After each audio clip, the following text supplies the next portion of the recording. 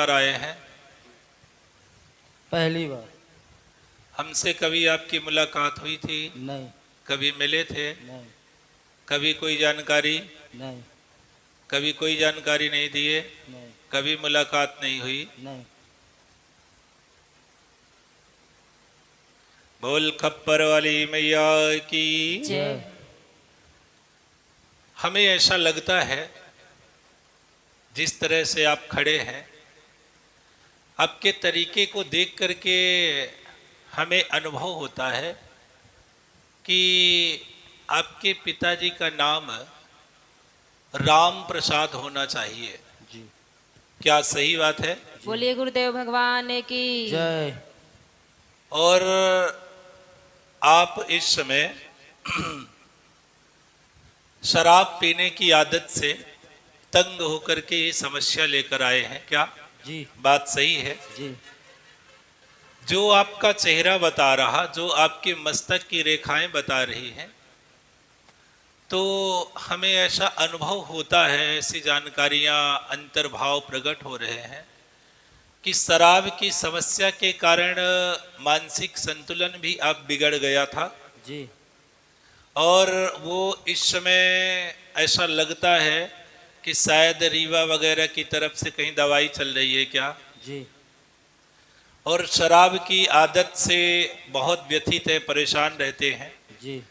यही बात है? जी सर। क्या हमारी बातें सही है? सही है। और आपके अंदर जिज्ञासा है कि शायद ये शराब छूट जाए, बंद हो जाए, तो हमारा जीवन आनंदित हो जाए, क्योंकि शराब के कारण, नशे के कारण पूरा घर परिवार त्रस्त है, परेशान है, व्यथित है। और नशा करने के बाद शायद समझ में नहीं आता कि क्या करना चाहिए, क्या नहीं करना चाहिए, किसको क्या बोलना चाहिए, माने उटपटांग चलने लगता होगा। जी। ये स्थितियां हैं आपके यहाँ, आपकी है ना? यही समस्या है? जी। क्या हम सही बता रहे हैं? जी। और भी आपके घर में जो हमें नजर आ रहा है, तो कुछ ना कुछ समस्याएं निरंतर चलती रहती होंगी। आर्थिक स्थितियों में भी परेशानियां, है ना, आती होगी। और सबसे बड़ी बात जो हमें नजर आ रही, आपके चेहरे, आपके स्वभाव को देख करके, खड़े होने के तरीके को देख करके ऐसा लगता है कि आप गुस्सा बहुत तेज आता होगा, छोटी छोटी बातों को लेकर के उलझन पैदा हो जाती होगी। क्या सही बात है ये? सही बता रहे हैं? जी। अगर परेशानियों को हमने सही बताया तो इसका कारण क्या है? ये परेशानियां क्यों हो रही हैं?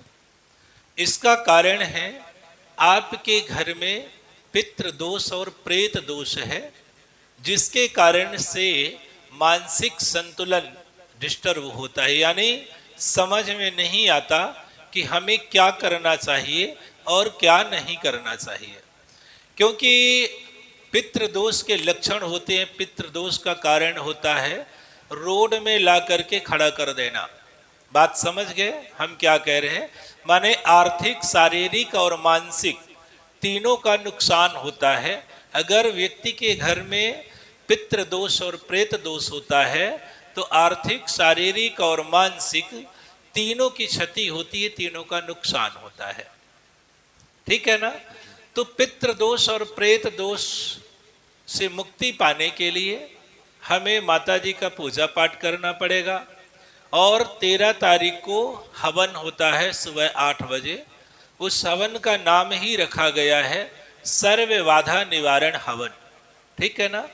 तो अगर आप सब लोग मिलकर के पूजा पाठ करना शुरू कर देंगे, यानी सेवा, संयम और साधना को अपने जीवन के साथ जोड़ लेंगे, तो निश्चित ही जो नशा करने की आदत है वो धीरे धीरे करके छूट जाएगी और सकारात्मक विचार उठेंगे, सही दिशा में आप लोग कार्य करने लगेंगे और आपकी इस समस्या से छुटकारा मिल जाएगा, आपको इस समस्या से मुक्ति मिल जाएगी। हवन करेंगे, पूजा पाठ करेंगे तो निश्चित ही आपको लाभ होगा। और अगर आप बताए हुए मार्ग पर चलेंगे नहीं तो फिर लाभ होना संभव नहीं है, क्योंकि जब आप लोग सत्मार्ग पर चलेंगे, पूजा पाठ करेंगे तो माता जी की कृपा होगी और